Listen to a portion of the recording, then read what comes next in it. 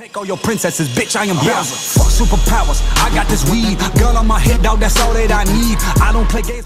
Alors le problème maintenant, c'est que je vais enlever ça. Je vais enlever l'affichage du nombre à trouver. Ce serait trop facile sinon pour le jeu. Faut pas abuser non plus. Et du coup maintenant, alors vas-y, le jour il arrive. Ah vas-y, je suis chaud patate. 5, perdu. Fini le jeu. C'est un peu nul. Généralement, c'est moins, ça se joue en plusieurs manches, j'ai envie de dire non. Parce que là je peux plus rien faire, hein. Le programme il est fini, il a fait... Je vous rappelle que Java c'est procédural, ça commence là, ça termine là, ça a fait ça a checké. Bon, apparemment c'est moins que 5 en plus, j'ai pas eu de bol. Donc c'est rentré là-dedans. Et du coup, bah voilà quoi. Enfin, du coup c'est fini. Alors là, tout à l'heure je vous ai montré un truc, c'est la boucle for each. Là on va utiliser un truc pareil qui s'appelle la boucle while.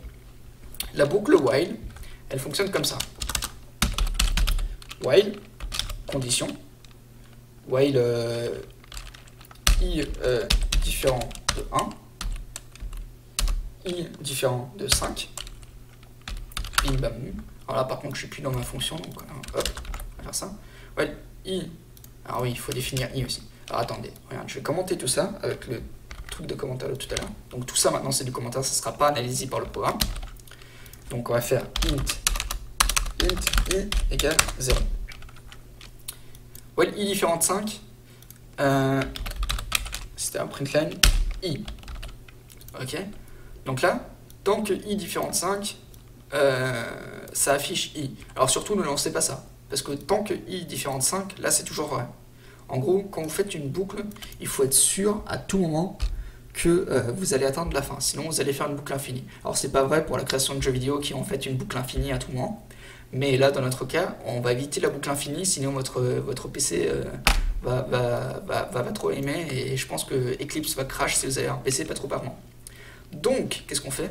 On va faire par exemple i reçoit i plus 1. Alors si vous voulez frimer un peu, pour faire i reçoit i plus 1, vous pouvez faire i plus plus. Pour faire i égale i moins 1, vous pouvez faire i moins moins. Voilà. Et là, vous voyez que pour ceux qui apprennent le C++, en fait, ça veut dire C++, ce serait C égale C plus 1. C'est-à-dire que c'est le niveau au-dessus du C. Vous voyez, c'est l'incrémentation du C. Et vous avez compris ce que voulait dire C++.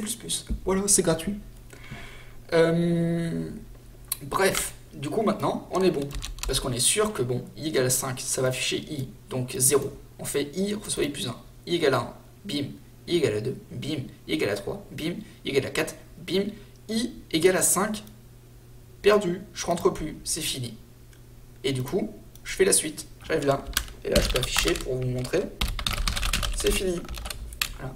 Regardez, ça va aller très vite. Bim. 0, 1, 2, 3, 4. Donc 0, 1, 2, 3, 4. Bim. I différent de 5, ah bah perdu. Je rentre plus. Alors là, je pourrais faire ça. Ici.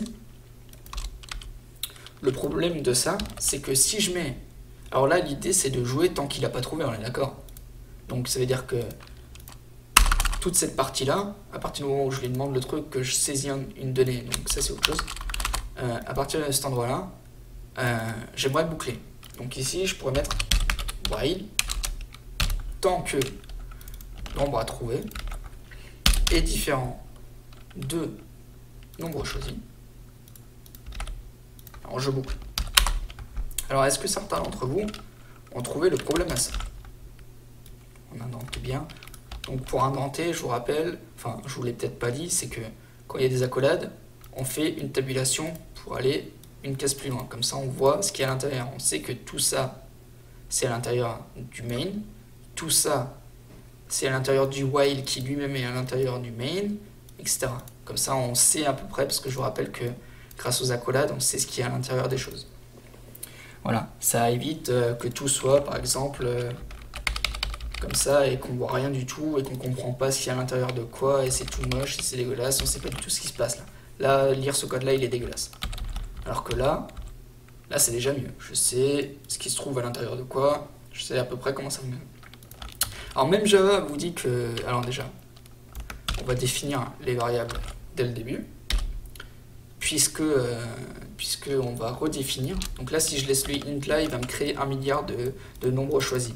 Alors que si je mets le int en haut, en dehors du while, eh ben, il va pas me créer des nombres choisis, il va redéfinir. Donc vu que c'est une variable, au début, nombre choisi égale à ça. Si j'ai pas trouvé nombre choisi égale au prochain nombre qu'il aura sélectionné, etc. Si je mets un int ici, ça veut dire qu'il va créer une variable à chaque fois que l'utilisateur va choisir. Donc pareil, au niveau des perfs, c'est pas ouf. Alors, vous avez trouvé le problème, rien.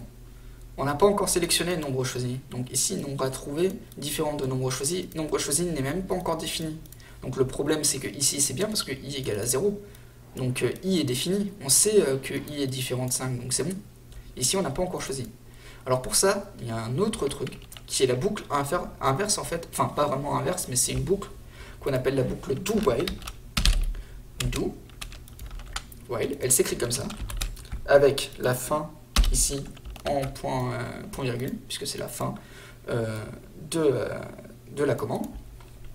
Et donc là, il va forcément faire ça une fois. Donc là, on fait ça forcément une fois, ce qui est exactement ce qu'on veut faire en fait. On veut au moins rentrer une fois, il faut qu'il joue au moins une fois. Donc, est-ce que sélectionne entre 0 et 100? Hop, il sélectionne. If différent c'est plus, sinon c'est moins. Et à la toute fin, si nombre à trouver est différent de nombre choisi, alors on reboucle. Ok? Donc là c'est parfait, ça veut dire que en fait, la condition est checkée à la fin. Maintenant, on peut jouer à l'infini. Vous voyez, sélectionner un nombre, 50, c'est plus 70, c'est moins, ok, bon, 60, c'est moins, ok, 55, c'est moins, ok, 51, c'est plus, ah ben, 33, c'est plus, bah c'est 54 alors, et voilà, 54, vous avez sélectionné le nombre, hop, 54 différent de 54, non, ok, on sort, et j'ai déjà écrit ça, donc c'est bon. Ça en fait je pourrais l'écrire là aussi, parce que la condition de sortie est vraie, du coup ça veut dire forcément que ça c'est différent de ça, donc je peux l'afficher directement. Ça c'est juste une question de performance, ça veut dire que ce test là, il n'est jamais fait. Il n'y a pas besoin de faire ce test là, le else.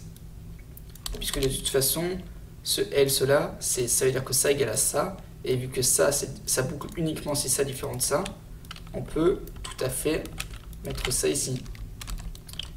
Et du coup ça c'est uniquement affiché si cette condition là est fausse, et cette condition là est fausse si ça égale à ça.